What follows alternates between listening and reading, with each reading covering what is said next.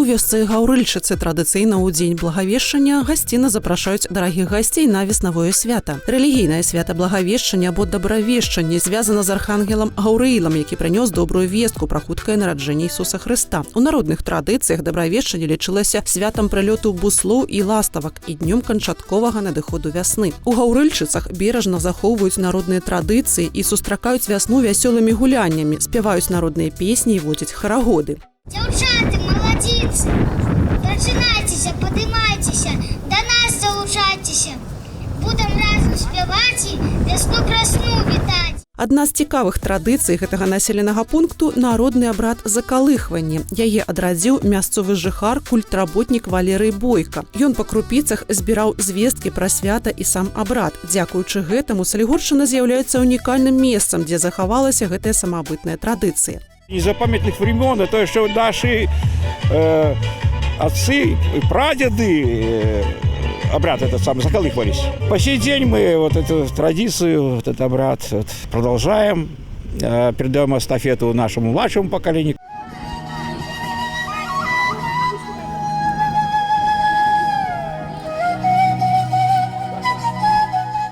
Закалыхванне на высокіх арэлях – гэта сакральны рытуал веснавога аднаўлення. Людзі разгойдваюцца на іх для прыцягнення ўрадлівасці, здароўя, шчасця, здзяйснення жаданняў. Асаблівы сэнс закалыхвання мела для маладых дзяўчын. Лічылася, што чым вышэй дзяўчына разгойдаецца на арэлях, тым хутчэй выйдзе замуж. Допустим, если взять девушка на выданье, ее настолько сильно раскачивали и спрашивали, признавайся, кого ты любишь.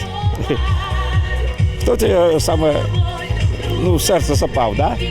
И до той поры раскачивали, что покуль не выпытаюсь яе, хто ж яе жаніх. Шмат павер'яў у нашых продкаў было звязана з Благавешчаннем. У гэты дзень было многа забарон і назіранняў за навакольным асяроддзем. На Дабравешчанні не можна нічога было з лесу прыносіць, бо ў доме могуць завесці сагадзіны і іншае.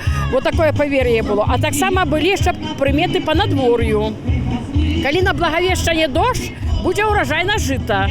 А калі сухое і цёплае надвор'е, то лета будзе засушлівае, а восень марозная.